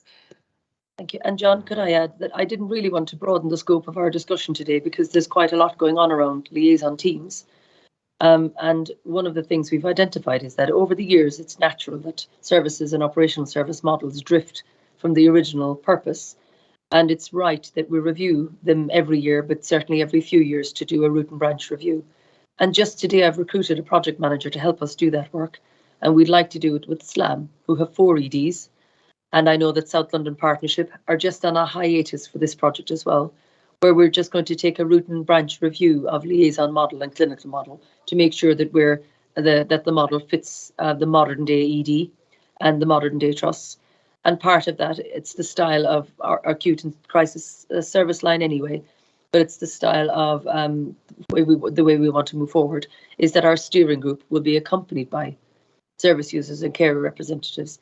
And we've already written to Greenwich Health Watch, and I've already made contact with other service user groups to invite them to be part of the design of that work straight away. And part of that will be ensuring that we establish a way that we can actually review and extract patients' experience in the mental health assessment area versus patients' general experience in ED. Thank you. Thanks, Aisling. Zara, please. Hi everyone, and firstly I'd like to kind of compliment you both and say thank you for a really clear presentation and great answers, and you and your teams for driving this. I think my question is really around, this is a really interesting example of joint working in partnership and driving continuity. Do you have any lessons learned for how we use this in other areas as well, or lessons that you? Yeah, so I think from a personal perspective, my journey of working at QE and coming into this role is one of cultural change, and that cultural change has led to a very, very different environment than it was sort of 2-3 years ago. I think everything we do is about people. It's about taking people on a journey, having shared objectives, and making sure that everybody is, well informed. We communicate properly, but we empower people to do the right thing. If you walked into the ED or the mental health assessment area, you've got experts in there, you've got patients in there, you've got all the people you need to tell us what the right thing is. And it's about, certainly for me, it's about empowering those individuals to have a say and contribute to something that everybody owns. And it becomes, it's not an Oxley's build, it's not an LGT build, it becomes our build. It's our area, our mental health assessment area, and it's owned. And I think for me, that's the key. It's relationships. And if you don't build relationships, you're not going to take anybody with you. So, yeah, and I think when you look at the relationship between certainly the work that Ian and I have done on Resplendent and the relationships that we've built over the last couple of years, it's a completely different place to where we found ourselves. And we have excellent working relationships, very honest, open, transparent conversations. So I think it's all about relationships. And if we can get that right, we can generally do most things together. Thank you. I completely agree. The relationship is at the core of it. And I just want to make a different point to Kelly's, Zara, is that one of the things I've learned as well, because we've been trying to do this in several areas, and I worked in the Kingston one, and I worked in ones at South West London, St. George's, and in the Prue as well. And what we've noticed is actually there isn't a suite of off-the-shelf models that we can simply apply. So standing back from that, I think we need to make sure that we are working with system colleagues, so SLAM in South West London and NHS England in London, to make sure that we're conducting a formal independent evaluation of the models that are there. So some of them are several years old now. Kingston was opened in 2020. So we just need to make sure that there's an independent evaluation so that we're not, so that we identify the best examples, areas, things that went wrong, so that we're not repeating the mistakes that other areas have made. Now we're lucky because Kelly and I and others have good relationships with folk across London, but actually we probably need to use our collective will and strength to leverage for an independent review, so that actually we can then understand the wholesale benefit that these units have. Thank you. Steve James, please. Thank you. Yeah, I just wanted to say that I thought that was a great example of the sorts of joint work that Oxley's and Lewisham and Greenwich can do. And I'm obviously interested in that because I'm leaving Oxley's and joining LGT. It makes sense to patients and families that we cooperate in a whole range of areas. We serve the same population or very similar ones. So I think this is a great example of joint working. Home First, which Kelly mentioned, is also another one. And I would really encourage both trusts, and we'll work quite hard to see if we can do that, to do more joint work, because the fewer people that patients have to see and the more joined up the services are, the better it will be in southeast London. So it will be really good for the governors to get more presentations of the joint work over the years, just to see what two trusts working together can do, and also to work with primary care colleagues as well. So more joint working would be really great. Yeah, I totally agree, Steve. I had a meeting with Val Davison, the chair of LGT, and this morning we're discussing these issues about how we can continue to enhance this at every level. Are there any more questions on this presentation?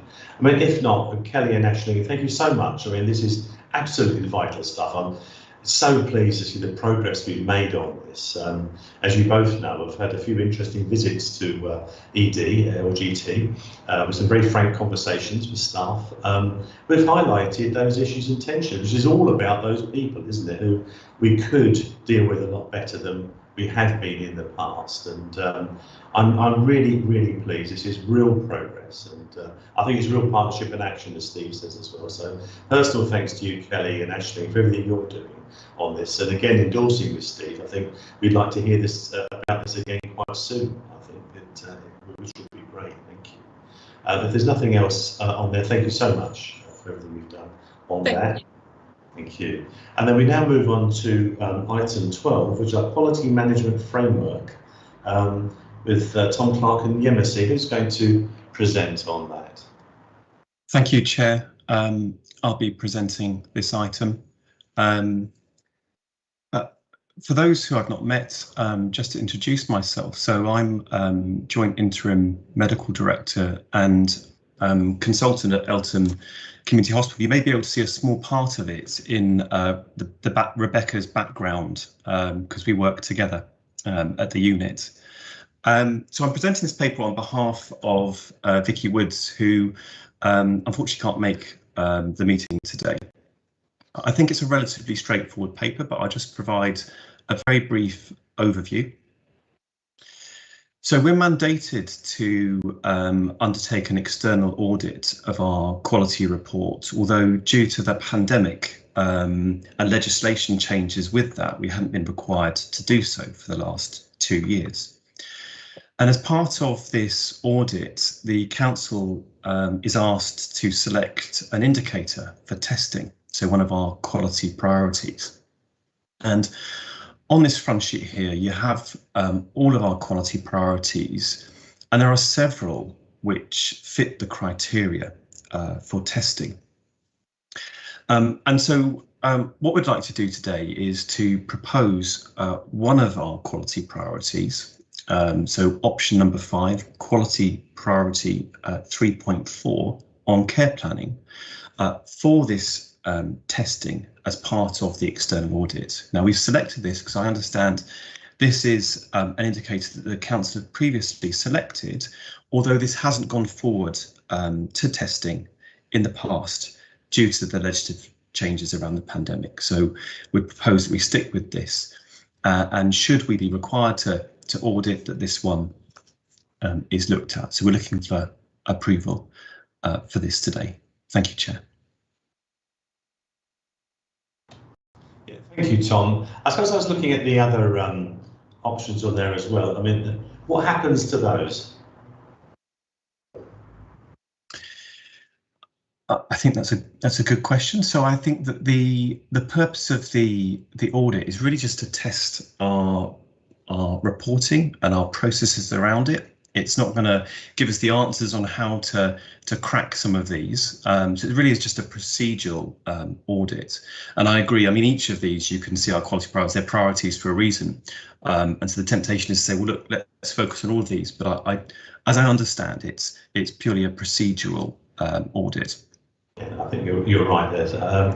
I mean, Sally, just on the or Joe, the governance on this, because these other things we're actually dealing with, aren't we? We're actually doing those other things. Can you just help us with the governance side of this, Sally, please? Yes, well, we have a number of trust priorities that are agreed on a trust level, but this is something that the governors particularly have a choice over. And I think Vicky brought a paper to the last committee meeting which went through the details. I don't know, Joe, if you've got more that to your fingertips. I don't, unfortunately, sorry. Yeah, I mean, my take on this is that, and Abby, I did see you nodding, that we are dealing with these other matters. But there's one that gets selected as a particular one for the governors to select, which is it's an interesting procedure. You think we're probably going to do these things anyway, but as far as the legislation is concerned, I think there is one that the Council of Governors particularly selects. Iffy, you're going to gallop to my help on this. So we've been doing this for many, many years, and I suppose you're right in asking why one out of so many. But it's really on the back of the requirements to publish an annual quality report, that all our indicators need to be made available to, I suppose, because we're a foundation trust, the Council of Governors, to then choose what indicators auditors will really spend some time trying to examine, just to make sure that our systems and the way we've collected the data, and therefore when we say we've achieved or not achieved, that there's sufficient assurance around all of that. So in the past, where we've said to governors, just choose something, we found out that they are not things that auditors can count, and I think that the reason why there's been a suggestion to choose one is that it's got to be something that when auditors come along, they can actually count and be able to report back to this Council of Governors, and we're obliged to put all of their findings in our Oxley's annual quality report. That's, as you know, published and available to everyone to read and to see. Not sure. I hope that helps. Thanks, Iffy. Yemisi, please.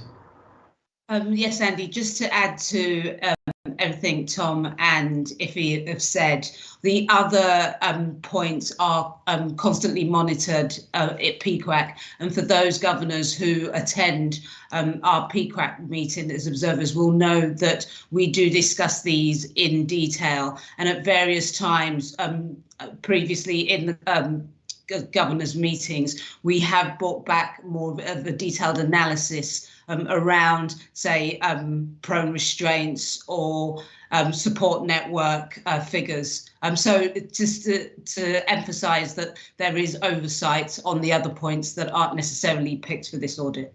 Thanks.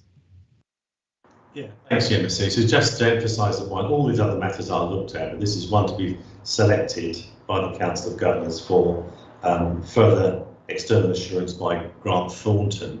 Stephen Dilworth, so this will come up through audit as well as it coming up through PQAC then, Absolutely, Andy. And certainly the question of measurability, if that's a word, is critically important here. We did about 4 years ago, I think, the Council of Governors one was chosen that in fact we couldn't really measure. It did cause us a lot of problems. So ever since then we've been very keen to make sure that anything put to the governors is something that can be measured. And then I hasten to add as well, there's quite a lot of work involved, certainly from the external auditor's point of view, because they go into and if he touched on this, they go into our process very thoroughly as to how whether our measurements are accurate and whether there's any improvements that can be made to the sort of statistical analysis. Thanks. John, please. Thanks, Andy. I guess if you slightly answered some of my issues, I was just interested, who are these external auditors? And I guess, is there a prescribed process? Because in a way, Stevenson has built on it, something that's measurable. And in a way, they may be important issues, but what will we gain? What will the trust gain? Isn't it? There's a legal process, of course, is there? Or there's a statutory process, isn't there? But is there another item where we might gain something more than simply from the care plan, important as it is? Because I guess, so is there a prescribed process, and who are these external auditors? Iffy?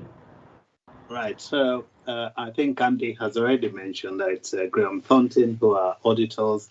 Part of what they are required to do is do a certain number of audits of systems and processes every year to assure the board that we've got good enough systems that and therefore they can rely on the data we share at the board and with you and with other regulators.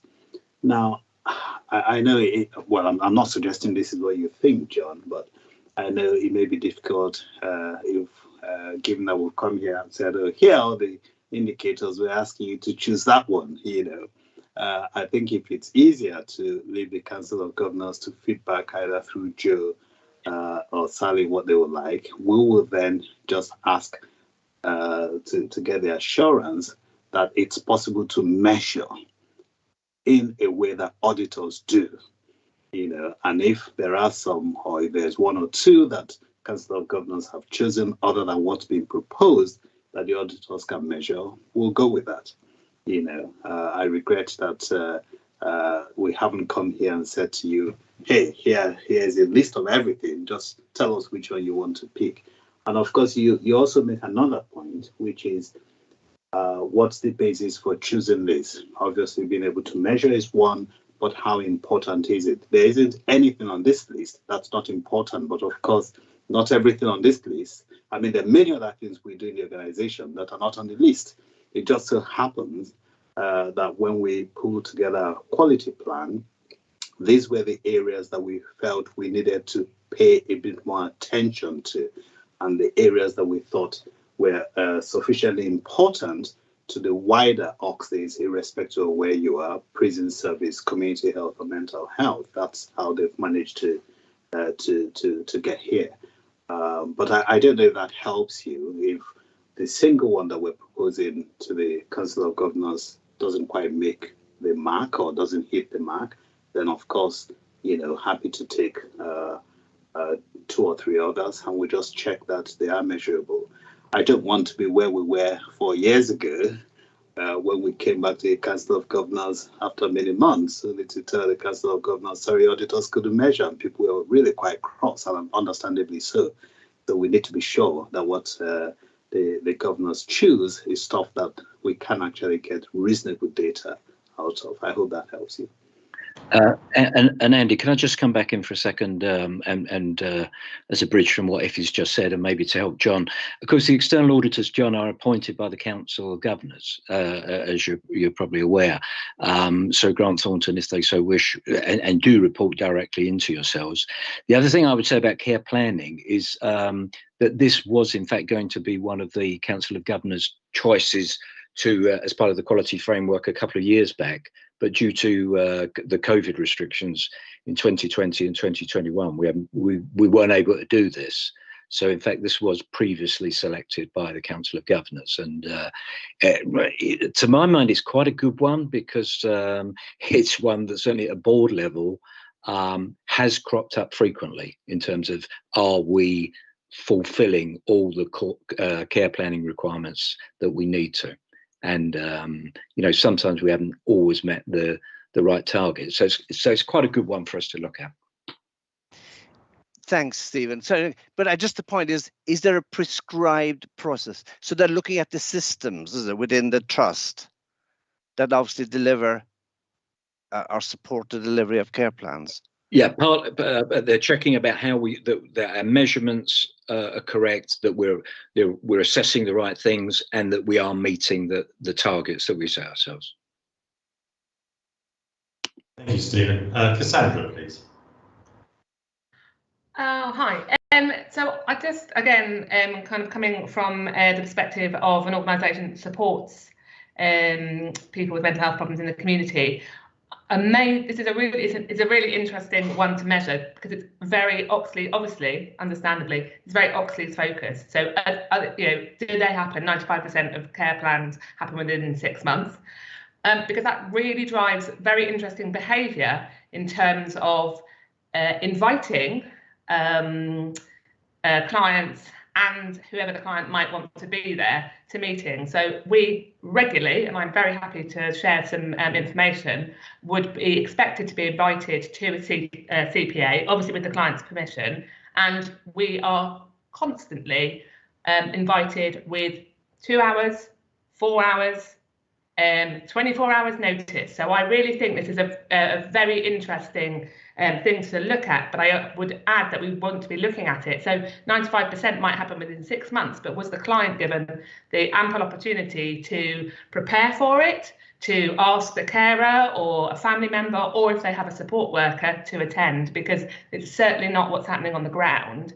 And I know Paul, I've spent Ian's ear about this before. I know that we get the sort of tick boxes to say that they are happening. They may be happening, but I don't think they're necessarily always happening in the way that we would like them to happen. So it would be interesting to see how we could ask the auditors to look at maybe when the invitations to the CPA were sent out. Were they sent out, you know, in time? How were they sent out?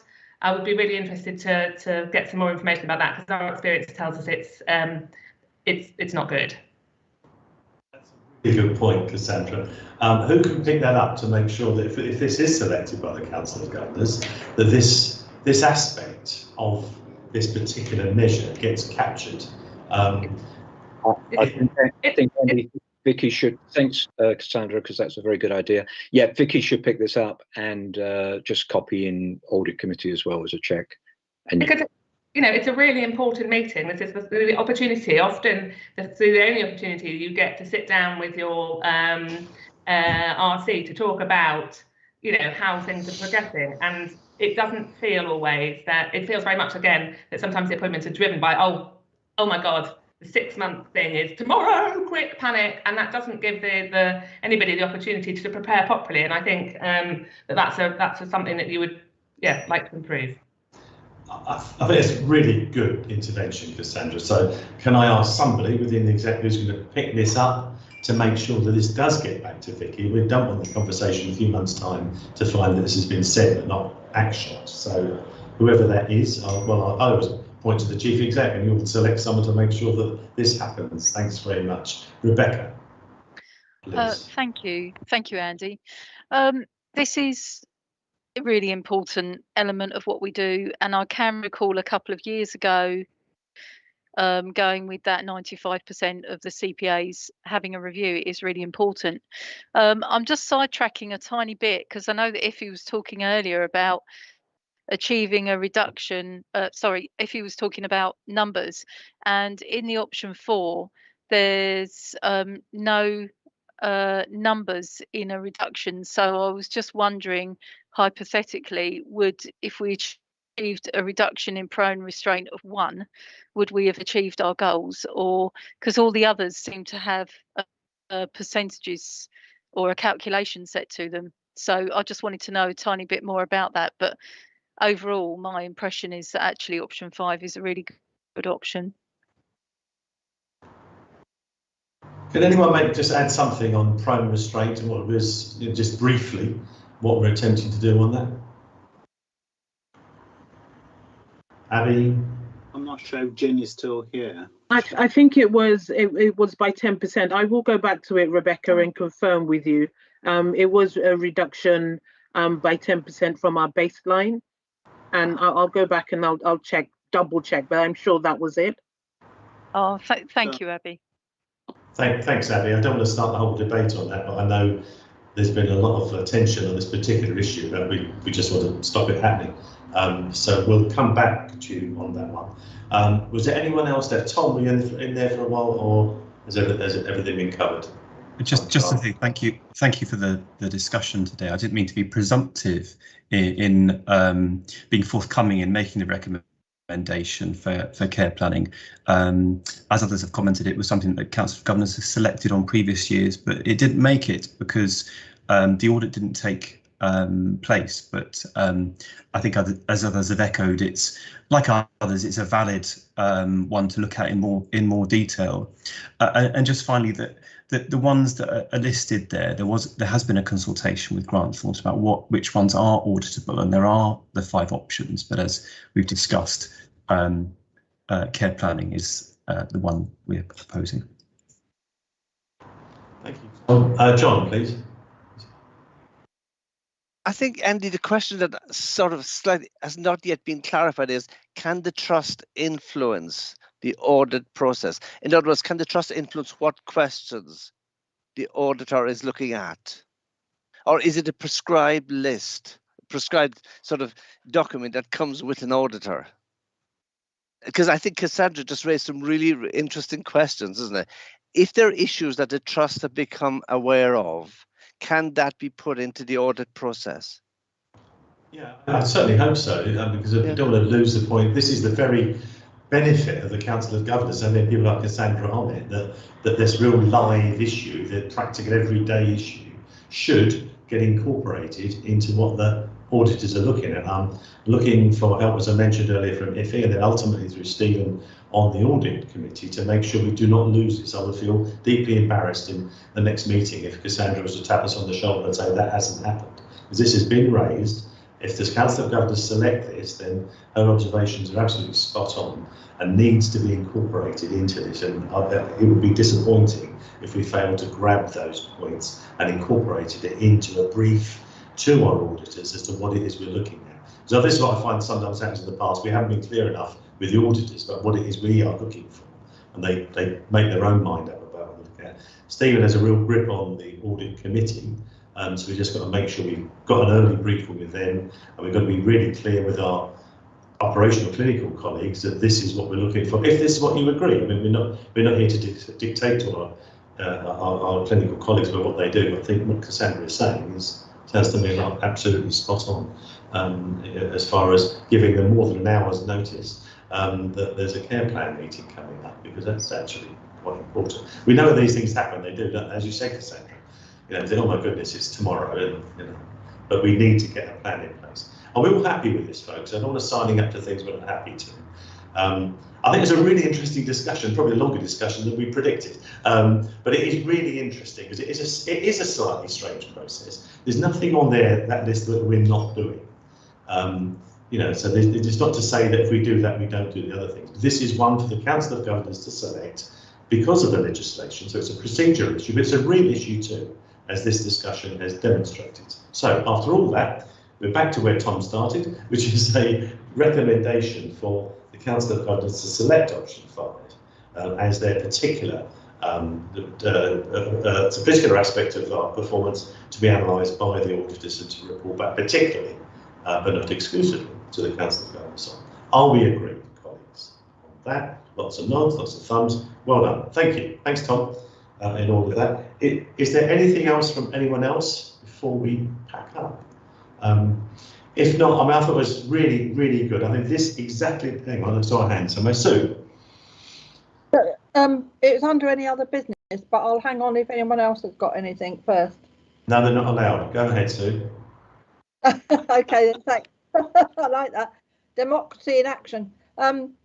Just a quick, remember, Andy, at the away day that they had with the Trust Board, I raised the issue about the possibility of the governors having an away day next year sometime. And we did briefly discuss it at the informal meeting, and it would just bring it to the wider audience. And I'm hoping at some point next year, when we're allowed to do things in a more natural manner, we could possibly look at doing that. So I'll have a chat with you after Christmas about that, if that's possible.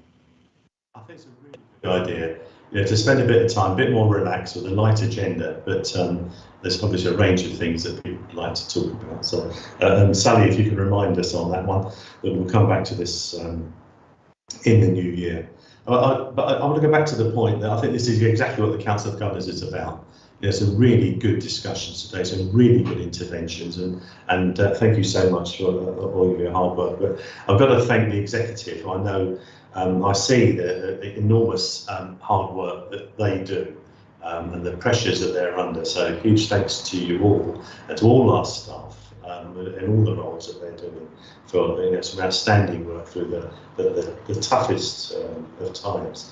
And a particular thanks again to Amlan and Steve. Going to miss you both very much as part of Oxley's, and very grateful for everything that you've done.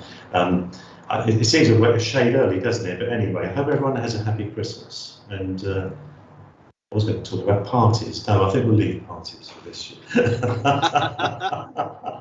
Thanks very much, everyone. Thank you. Thank you. Thanks, Andy. Bye.